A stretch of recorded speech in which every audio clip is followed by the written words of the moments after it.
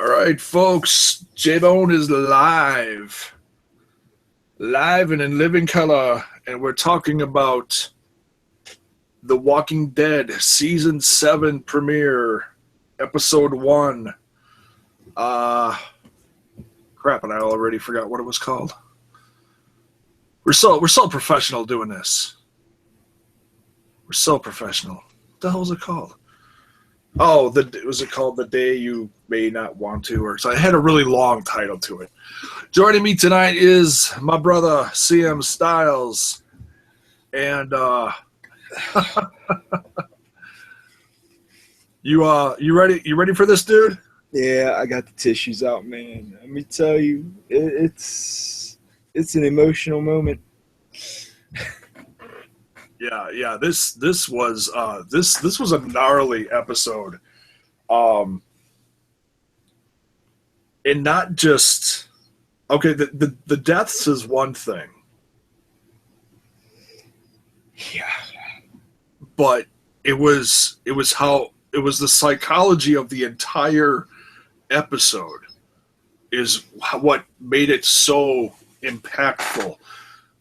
Everything down to the scene where they had Carl pinned down and he was going to make Rick chop off his arm.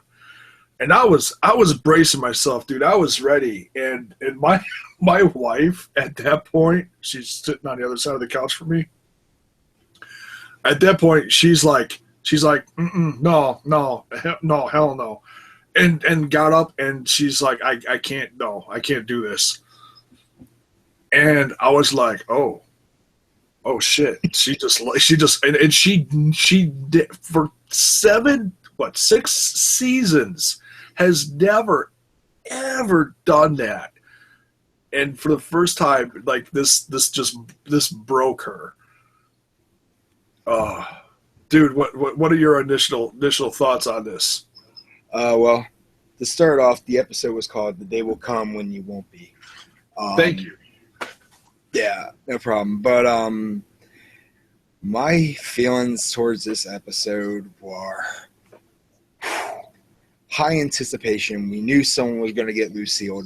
You know, for anyone that watched, season 6, episode 18, and you're thinking, who got the bat? And I was like, it was unpredictable because nobody knew. You know, you were expecting to see the RV like right behind Negan and everything else. A lot of shit was edited out, and I'm like, all right, so let's bring it into this season. And the first 5-10 minutes, they show flashbacks and Rick pretty much, bowing down to Negan, where he talks about, how do you say it? Oh, did I? One of your right hand men, But dude, 2 deaths in one night was more than enough to mess with our emotions. And I started a little hashtag earlier for those who are going to follow this. Look for Heel Styles on Twitter, and you'll see my post where it says, "Rip Glenn, blame Daryl." Because he definitely made himself the villain for taking Glenn's life. But everything followed up like the comic would. So I said to myself, you know what? It's going to be emotional. It's going to be heartbreaking. Who knew what to expect? But 2 people in one night was just completely gut-wrenching, dude.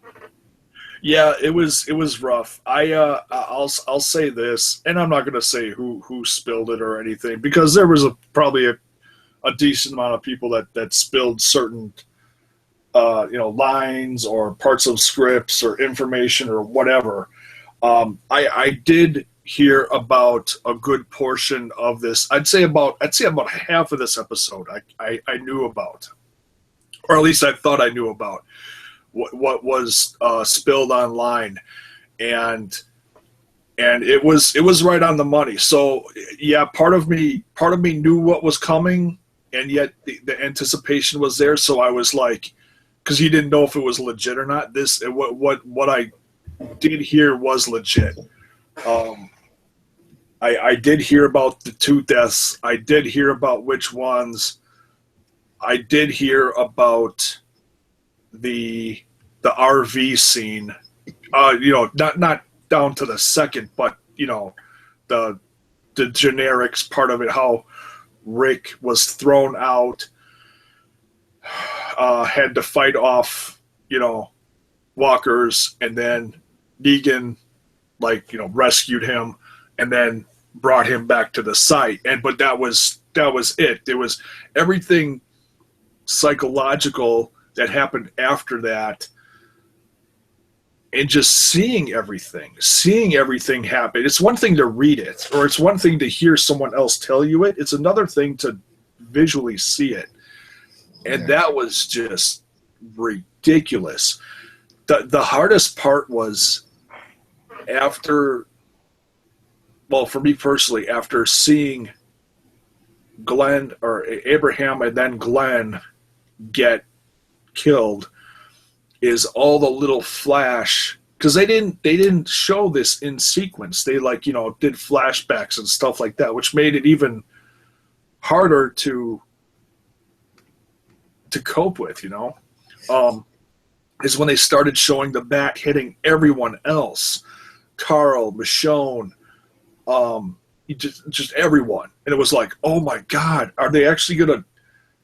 is he actually gonna really hit everyone and not kill them, but just beat on everyone? And now it's like, but that was going through Rick's head as in what could come. So he was trying to mentally prepare himself for this, even though he was losing his mind at the same time.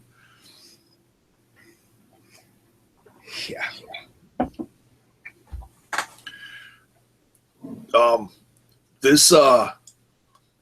I'll tell you what also was difficult was, usually the Talking Deads are,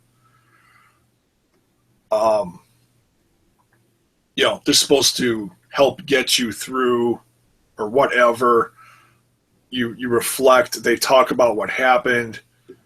And man, I almost got to say, as gut-wrenching as the episode was, The Talking Dead was almost harder to watch because of all the tributes they did between Glenn and Abraham. Exactly. Oh, my God. Yeah, man. When I saw them do the memorial for Glenn, I was like, that actually made me tear up even more. I'll be honest, I'm this hardcore guy, supposed to be, and inside there's a sensitive part of me that adapted to these characters. And when you see one of your favorites go, it's like you can't mentally prepare yourself for something like this. I mean, you can read the comics, you can watch all the other episodes and see how everyone dies, and you're like, oh well, they were just a part of the cast and they weren't that important. But they all were. They all showed an importance in the show. They all served a purpose, but none of them died the way Glenn and Abe died tonight. No one took a bat to the skull, and when you see that, I hate to say it gave me a freaking headache right off the bat, and pun intended. But yeah, I'm like, who in the hell would do something like this to anybody? But then you read the comics and you're like, oh, that's right, Negan would. But there was also that dream sequence that we also saw near the end, which really messed with my head. It showed Glenn with the baby in his lap, or his son in his lap, and it showed Abe sitting there. We're all having dinner together out in the yard, and that messed with me. But Negan messing with Rick's head, making him his bitch, was by far the biggest mindfuck of all time. Oh yeah, that was hard. And it's the whole thing was, it wasn't just. This wasn't just, oh, okay, well, we have to kill off members. No, like I said, there was a whole psychological thing behind it to show you how Negan gets to the people when he starts running their lives. He has to break them down. That's why he took Rick away by himself, away from everyone, and put him in a situation where, just like as he was like hanging from that walker, that in a sense, I think that kind of symbolized that Negan has you hanging by a string once he starts running your life. That's what I took that as, and he's like I can have you die here or I can have you live, and of course he had him chose to live, but he made sure that when he did that, he Rick knew it was on his accord. If Rick wanted to kill Negan, he could, but mentally he couldn't. Because my wife is sitting there like, why doesn't he take the axe and just kill him? Or why doesn't he do this? And why doesn't he do that? And I looked at my wife, Tracy, and I'm like, he just saw two family members brutally murdered in front of him. And that is gonna mess with you. It's gonna make you go through so many emotions. So, and then the breaking point, of course, was having to chop off his own son's arm, which, of course, like I said, that was my wife's breaking point. And I honestly thought that they were gonna. I thought they were gonna do it.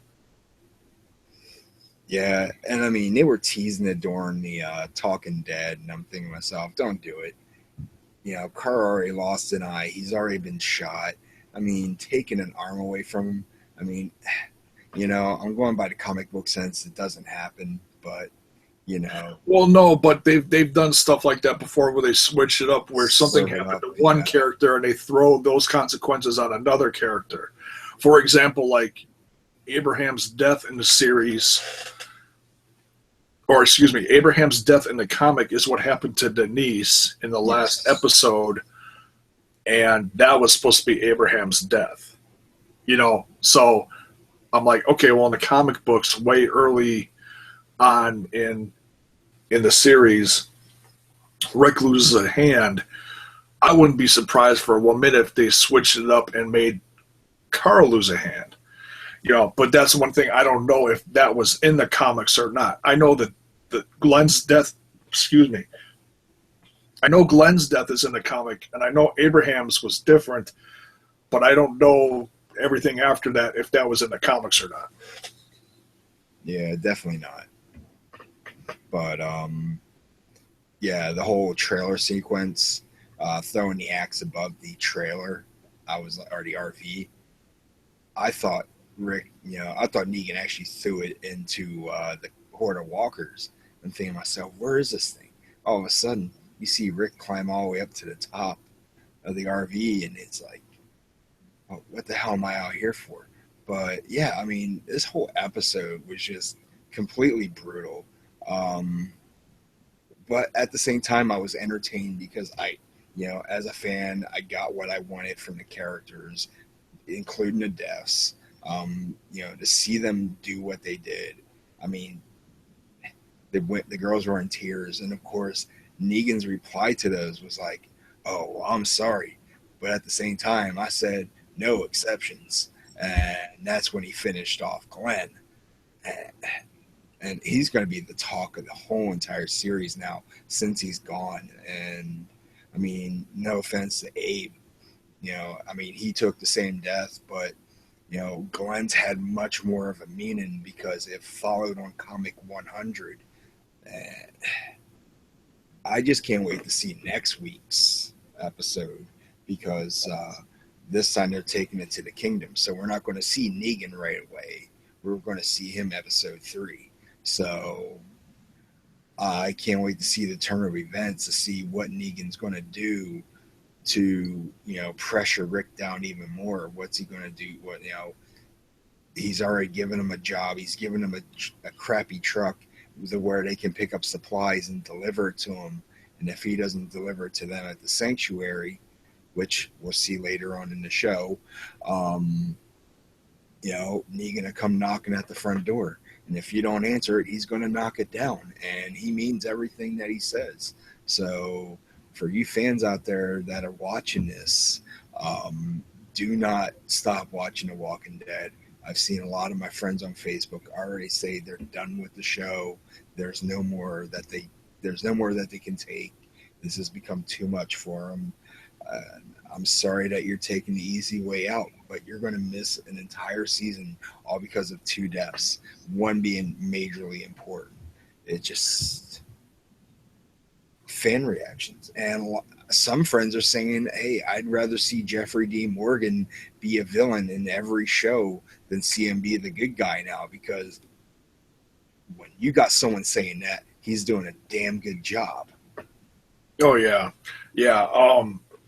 The start of this season is going to change the arc of the series forever, because this is not going to be one of those things where, oh, they walked into Terminus and a couple episodes later the whole storyline's done. This war with Negan goes on, from what I've heard, for a very long time. Yes. And what happens here is the start of a whole change in the situation between all the different areas between the Hilltop, Alexandria, what's Negan's it? The Sanctuary and the Kingdom. Oh yeah, the Kingdom, yeah. So, this whole thing is, it's still, sometimes it seems like the focus is taken off of the walkers, and that's not a bad thing, but this whole thing is gonna, you have to, you can't be just, oh, they killed more walkers. No, the success of this story is how they progress with storylines, and this particular storyline, as hard as it is to swallow from the results of this episode, is going to rock the rest. Number one, it's going to rock the rest of the season.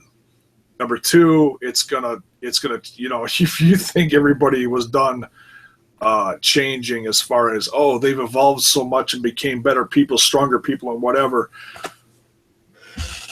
dude, they just got knocked down like 10 pegs, especially Rick. Because Rick, I think they all started getting a little...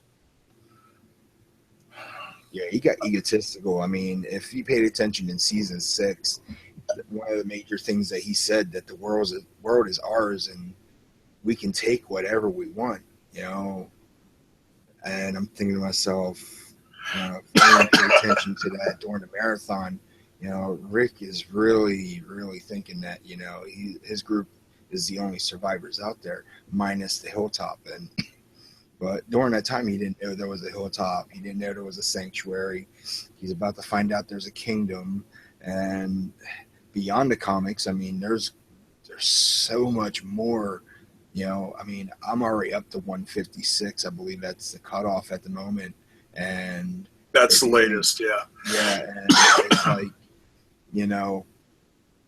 right now, on TV, we got to focus on Rick rebuilding himself up so he can do all-out war. And after that, the whole situation with Negan is going to be completely dissolved for the time being. And then you're going to have another war, in hand that is going to be even deadlier than the one that we're dealing with now. But I won't go into that because we're not there yet. If you want to read the comics, go ahead and find them. Get them. They're worth reading. But when it comes to the TV show, if you're not going to read the comics, you just want to watch the show for shock value, do that, because you won't be as prepared as us fans are that, read both the comic and watch both, the TV. But right now, I see season 7 being all the Negan show, and season 8 where it's going to go into all-out war. Yeah, it's going to branch. Like I said, it's going to branch all over the place. You're going to see, the introduction of King Ezekiel and the Kingdom, and what it's, seeing Morgan help Carol back from almost death in the last episode. That was brutal. And there's another storyline going on during this season that they touched on at the end of the trailer. Keith and oh man, now I'm drawing a blank. What's her name? Oh, they're off on their own. They're doing a run or something. Oh, Heath and Tara. Tara, thank you. I was thinking for a minute. I was like, wait a minute, what's he talking about now?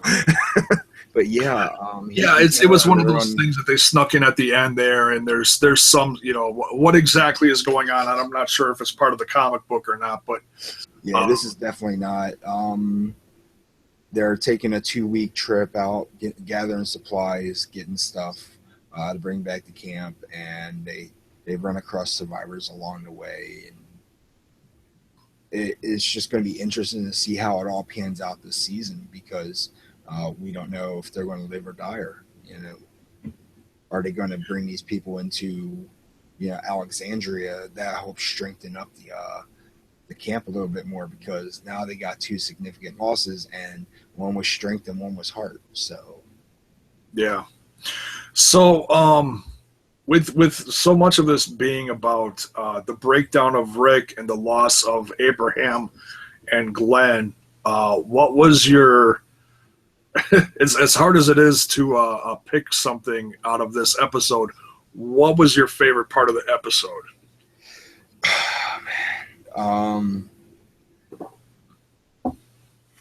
Honestly, I think Abraham taking the bat was probably my favorite part, because for the fact that he took the shot and he got right back up, and he was literally telling him to suck his nuts. And I'm thinking to myself, no way in hell, if I were to take a shot to the head like that, I wouldn't be saying suck my nuts. I'd be saying like, oh shit, this hurts. But yeah, he did a tremendous job taking it like a champ.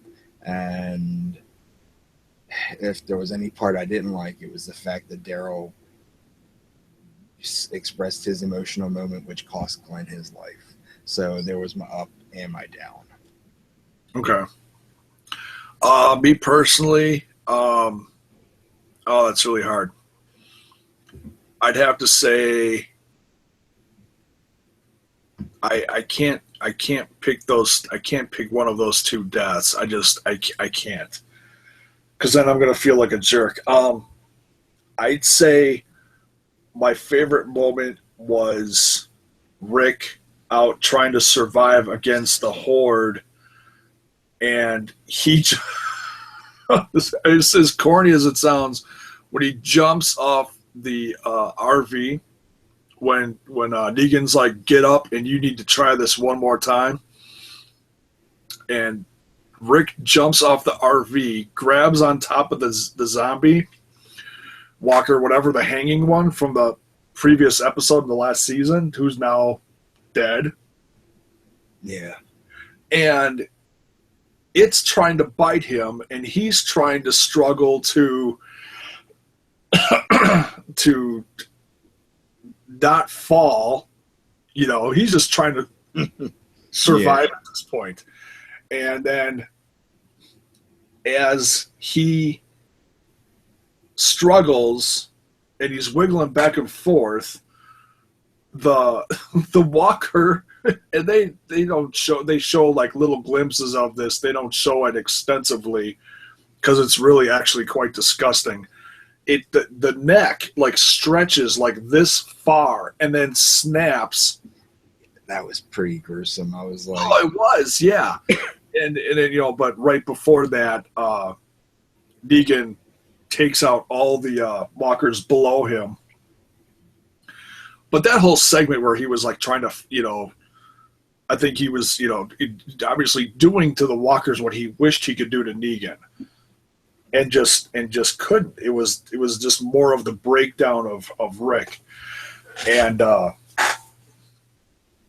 what was also hard about that was, looking at that walker when he's like he's standing on the RV and he's staring at it, and the walker's hanging there with his arms out, looking at him. It almost looked like a dead Glenn, didn't it? Kind of, sort of. It was like really disturbing because I was like, it was only minutes after, of him being hung. Although we had to wait, 6 to 8 months to see what that guy actually looked like after being strung out with a chain. Yeah. That was one hell of a wait. I wonder how he was doing up there that whole time. But yeah, no kidding. Props to that guy. Jeez, I hope they paid him well. yeah, I went to hazard pay, man. Let me tell you. But this episode right here, it was not for the faint of heart. That right there is a hands down statement. Like, even one of my kids came up and actually saw what was going on, and they were like, "What was that?" I was like, "Go to bed." Out of here right now. In the early days of The Walking Dead, it wasn't as gruesome as it is now. And one of my kiddos who's in the double digits, and she's all like, what are they doing now? I was like, you don't want to know. This is why I don't let you watch it. It's back then it was TVMA. It's still that way now, but back then this makes seasons 1 through 4 seem very PG. And I was like, you don't see guys like Negan on TV. You don't see, baseball bats wrapped in barbed wire unless you're Mick Foley. And you're right. And it's like, this stuff right here, I say to myself, God, I wish it would be on HBO because it'd be a whole lot better. Well, they would have a little more freedom. F-bombs, you can do, you already got the gruesomeness, you got the blood and gore, you got the violence, but it's the profanity that also makes the show. And for those who read the comics, completely know and understand what I'm talking about and can agree when I say that they should be dropping F-bombs left and right. And one of my friends earlier mentioned to me that AMC usually allows one show or every show to drop the F-bomb at least once or twice on each episode. And I don't know how true it is, but if it is a legit statement, I think it's about time they start doing it to this show, especially now that it's called the Negan Show. The Walking Negan is what I'll call it. The Walking Negan. Because he owns every episode, man. I'm going to be honest, I love his character, but I'm terrified of what he's going to do to the community. Yeah, he's there's no telling what he's going to do. I mean, he just showed in this episode what he's capable of, that he's got the guts to do, to take out, kill whoever. He's got an absolutely psychotic sense of humor. And yet at the same time, he's such a badass, which makes you love him. So it's like, oh man, just this character just pulls on so many strings. Like, oh, you hate him. Oh, and you know he's going to be one of the most awesome characters in this story arc. But oh man, and I'm not going to go into a full tribute to Glenn and Abraham. I'll probably save that for another day, just to let this soak in a bit. So we won't get into too much of that. Is there anything else you want to comment on in this review of this episode? I'm going to put this down right now. I think this is probably going to be the best episode out of all 18 this season, only for the fact that this is what the fans have been waiting for the last 6 seasons, now 7. And if anything can top 2 guys getting capped with a baseball bat, I mean, please go ahead and show it. But right now, I don't see anything else holding a candle to what this episode can do. But what I can say is get ready to look forward to the next 17 episodes that are going to happen, because, or maybe it's 15 or 16. I don't remember. I think it's 9 episodes this time around, but I could be wrong. But look forward to this whole season. Don't give up on the show. Just because our favorite character is lost doesn't mean that the show's going to die out. You still got Rick. You still got Carl. You still got Daryl. And apparently you still got Eugene. So Yeah. that's all I can really say. But, just keep hanging in there. Get your emotions back in check. We're here for you. And if you ever need to talk to us, we'll be in the comments section. Oh yeah, absolutely. Love talking to fans. And yeah, this was a rough one to get through, but next, now I did not, was right towards the end of the Talking Dead, the last like 10 minutes when I started setting up this call. And so I missed most of their interview with Jeffrey Dean Morgan and the preview for next week. So I actually have to go back and watch that. I can't comment on that. Did you watch it? Oh, you talking about the Talking Dead? Yes, when they showed that during the Talking Dead, yes. Yeah, I watched everything. I watched all 90 minutes of it, and it was painful to watch. It was. That was probably the toughest they were doing ever everything watched. they can to enlighten everybody, but at the same time, they were showing they showed the outtake of the fan shock reaction of when both Abe and Glenn got the bat, and I was like, that didn't help me out at all because I already saw it once. I didn't want to see it again. I'll be honest here. This is probably the only episode I would not watch again, although I would love to.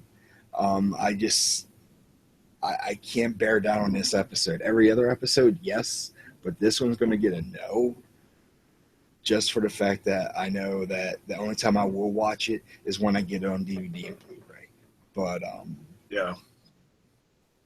But everything you saw in the Talking Dead, they had the enlightened factor back up. They were trying to put smiles back on everyone's faces. The memorials helps make people smile, awe, and cry all at the same time. And I gotta say, congratulations to Robert Kirkman and Scott Gimple and Greg Nicotero for doing a fantastic job with this episode, because without you guys, this episode probably would have never happened. And thank you to the FCC for approving this, because if it wasn't for them, you probably would have been watching this episode anyway. So, but yeah, just continue to watch The Walking Dead and continue to follow up with The Talking Dead. It helps you get your emotions back in check. That's all I can really say. Yeah. The only other thing I'm going to touch on before we wrap this up, I think, is how the episode ended with Maggie and showing how everybody was grieving over the bodies and trying to figure out, okay, where do we go from here? They left them the RV. Maggie obviously had to go on to, but they were on their way to what, the hilltop? The hilltop, yes. The hilltop, okay, because they had doctors and stuff there, or pregnancy doctors, or a doctor, whatever, that could help Maggie, because obviously she was having issues with her pregnancy. And then I believe they were heavy contractions. Something, yeah, obviously something was going on. She, like Negan said, "You look like shit."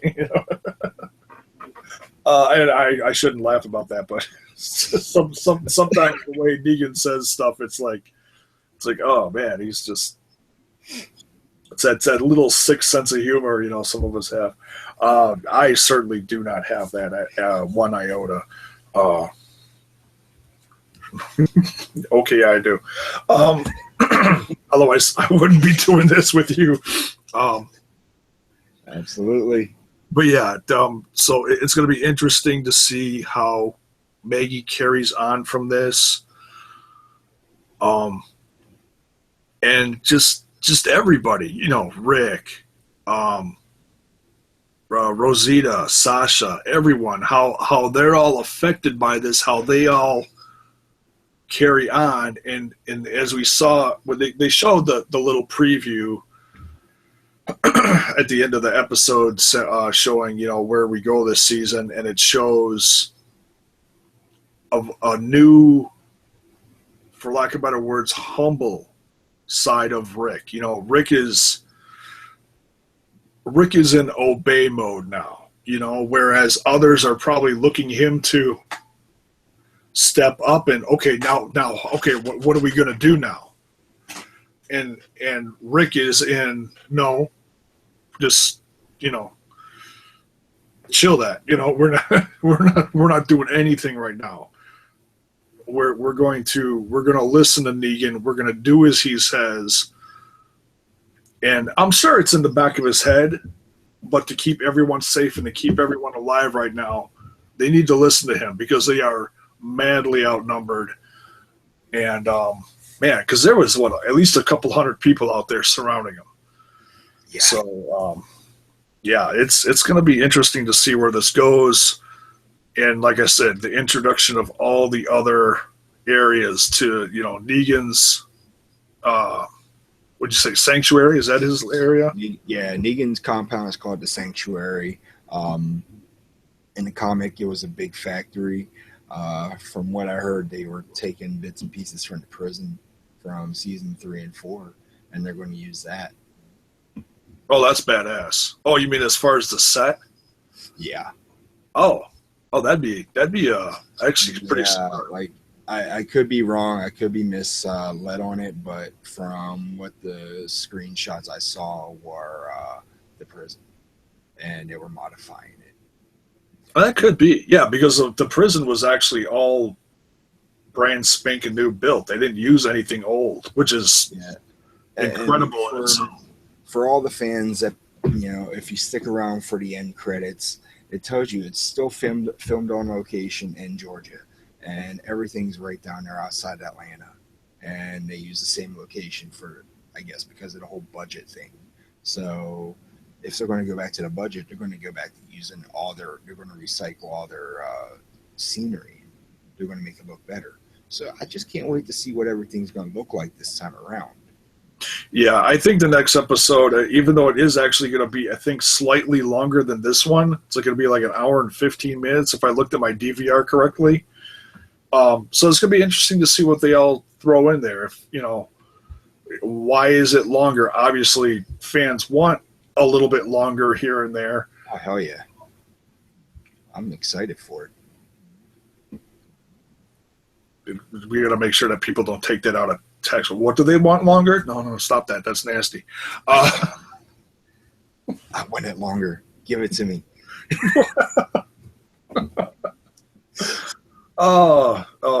Enter any horribly wrong Abrahamism right in there.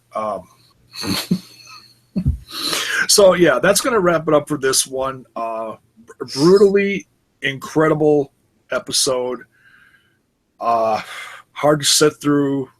The Talking Dead being an hour and a half was even harder. I'm going to go back and watch like the last 15, 20 minutes of it because like I said, I was setting this up, so I missed the whole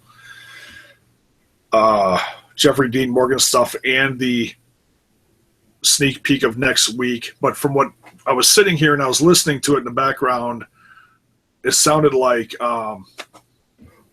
it sounded like Morgan. Yeah, Morgan and Carol are in the kingdom. Okay. Yeah, so he's hauling her around in a wheelchair, getting ready to introduce her to Ezekiel. Okay, so it starts with her recovery. So it doesn't start with her all banged up, dying in the middle of the street. They're at the kingdom now, and she's recovering, and so skip ahead. I'm guessing within the next week for that storyline. She's going to play that sweet, innocent character until it's time to go back to war, and then she'll be, Rambo Carol again. Well, yeah, it's going to be because she's changed so much herself in the whole story arc from being completely like Rambo badass rescuing them from Terminus to being in Alexandria and baking cookies and yet having that little psychotic edge off to the side, like, when she was trying to scare Oh God, what's his face? The kid. I'm drawing Sam. Sam. Yeah, yeah. Baking the cookies and yeah. Don't tell anybody about the guns, or I'll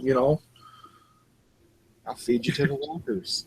yeah, I'll sneak you off in the middle of the night, and you'll wake up surrounded by a bunch of monsters, and they'll come get you and rip you apart. It's like, holy crap, Carol, get back on your meds, please. Yeah, she's definitely got a personality disorder. Well, she's been through. If you look at everything that, and I don't want to get on a whole huge discussion on Carol, but if you look at everything she's been through, holy crap! From like just from the husband abuse to B losing Sophia, Yeah. and rebuilding yourself back up, and her from going from the prison to everywhere else that they were. Yeah, she's completely done a 360 to being broken down, building herself back up, now being completely beaten down again to, okay, now what is she going to do? So this is going to be a whole new story for her. It's going to be really exciting for season 7. Oh, I know. So any final thoughts, Styles, before we wrap this? I'm all out of thoughts. Just stay tuned next week to episode 2.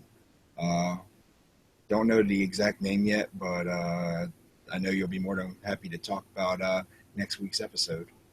Oh, hell yeah. We'll be back here about the same time next week. We'll probably do this after The Talking Dead.